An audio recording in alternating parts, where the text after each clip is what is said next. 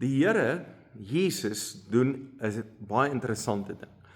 As jy Jesus vra om te loop, dan loop hy. Dan kan jy vir my sê, Johan, waar sal ek die Here vra om te loop? Maar gister terwyl ek preek, het ek 'n openbaring net hier binne in my hart. Terwyl ek preek, beleef ek die Here praat met my.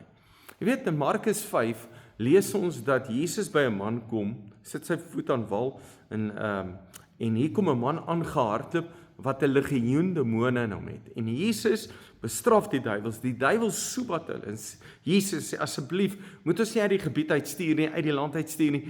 Laat ons in naas varke, laat ons in die varke ingaan. En hy laat dit toe. Die demone gaan in die varke in. En die varke hardloop van die heuwel af binne in die see in. En die mense wat dit sien, hardloop daartoe, hulle is verskrik, die mense kom terug. Hulle kry Jesus met hierdie besetene, wat tussen die grafte gebly het, wat kettinge gebreek het, boeye gebreek het, wat 'n legioen demone gehad het, sit hy kalm by Jesus, by sy volle positiewe aangetrek. En dan raak hulle bang, en hulle soebat Jesus om die gebied te verlaat, en dan loop Jesus. En nou dink ek, hierdie mense was vir die Here kwaad gewees. En ek kom agter baie keer, dat mense vir God kwaad word. En dan besef hulle, maar hulle kan nie vir die Here kwaad word nie, en dan sê ek vir hulle, luister, jy moet onthou, jy leef in 'n gebroke wêreld, met bose mense, en 'n boosheid wat teen jou is, alles is nie die Here se skuld nie. Die Here kan tog nie skuld kry vir alles nie. Okay, maar die Here het daarvan geweet, en dan sê hulle, maar as die Here daarvan geweet het, hoekom het hy dit nie gekeer nie? Dan wonder ek, het die Here geweet dat die varke in die see sou ingaan? Hulle vra, kan ons in die varke ingaan? Die duiwels vermoor daai varke, die duiwels vernietig daai varke, die duiwels hardloop in die see in, en God kry die skuld. Nou, dalk het jy al kwaad geraak vir die Here, en ek wil dit duidelik sê, dat God is nie bedreig deur jou kwaadheid nie. Maar weet wat het ek gisteroggend ervaar? Wat sê die Bybel as jy kwaad word? Hy sê in Efesiërs 4, vers 26, hy sê, as jy kwaad word, moenie sondig nie, moenie die dag kwaad afsluit nie. Nou, ek kan aanvaar, kwaad word is deel van ons emosie, God is glad nie bedreig deur jou kwaad word nie, dit moet jy duidelik verstaan, hy is God. Maar dan wil ek jou vra, as jy kwaad word vir die Here, moenie sondig nie, moenie verkeerde goed doen nie, nommer 1, en nommer 2, moenie die dag kwaad afsluit nie. As jy dan nou kwaad is vir die Here, gaan maak die saak uit met God, gaan praat met die Here. Want die oomblik as jy kwaad bly, dan jaag jy die Here weg.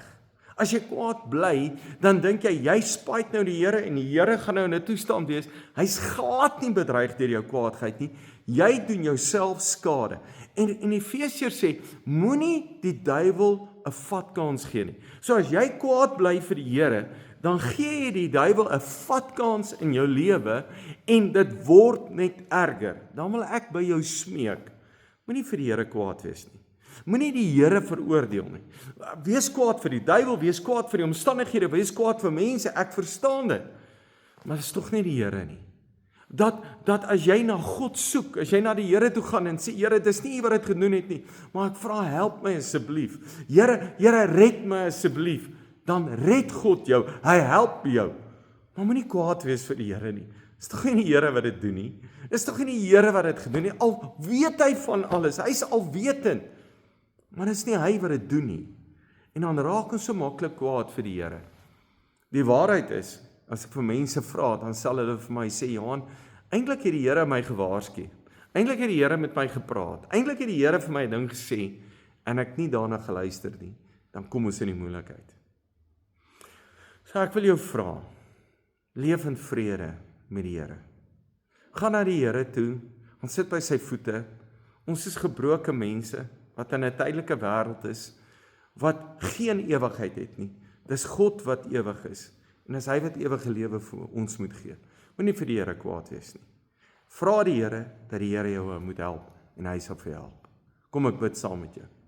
Here, ek bid vir elkeen van ons wat kwaad is, kwaadheid in ons het, en ek bid, dat U vrede oor ons sal kom, en dat ons in vrede met U sal leef, en weet dat U ons lief het.